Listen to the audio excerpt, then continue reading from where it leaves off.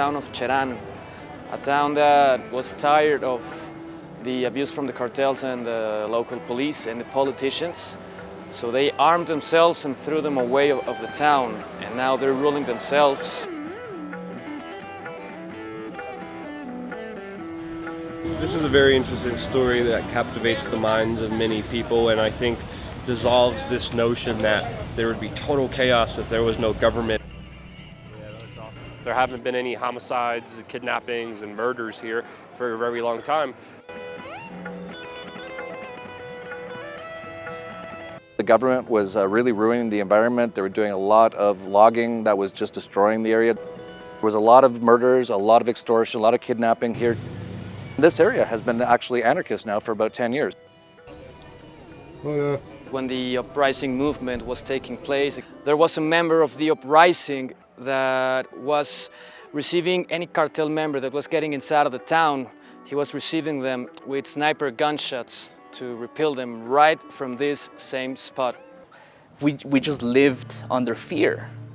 It was not just the group, our local government was working with them. Town, we were besieged inside of the community. So we also had a lot of murder.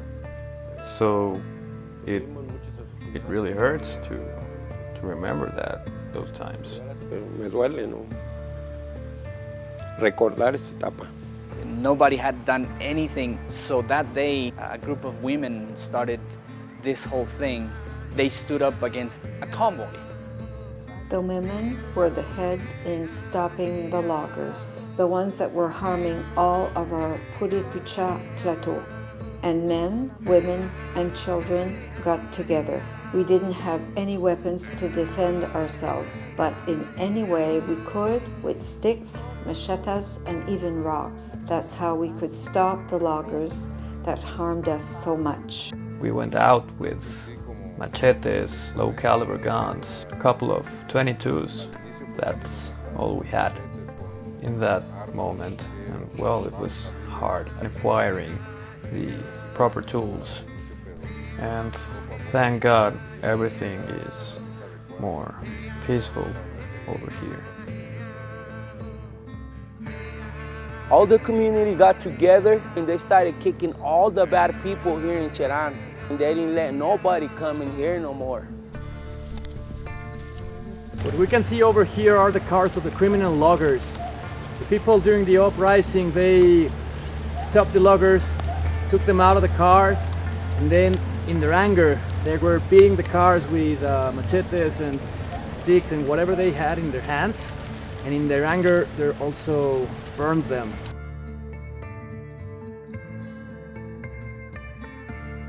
They went back to an ancient form of government, which nowadays we have. Ever since, I have felt much more secure. You can see our kids playing outside in the street. The feeling of being independent is priceless. It's one of the projects that the community has is to build its own economy. I guess one of the alternatives would be, cryptocurrency. As you can see, the rangers are conformed to take care of the flora, the fauna, all of the resources from here, from Cheran. Todos los recursos de aquí, de lo que es Cheran. So normally they don't have any trouble, just some invaders from the other towns, but that's it, and they just take them out.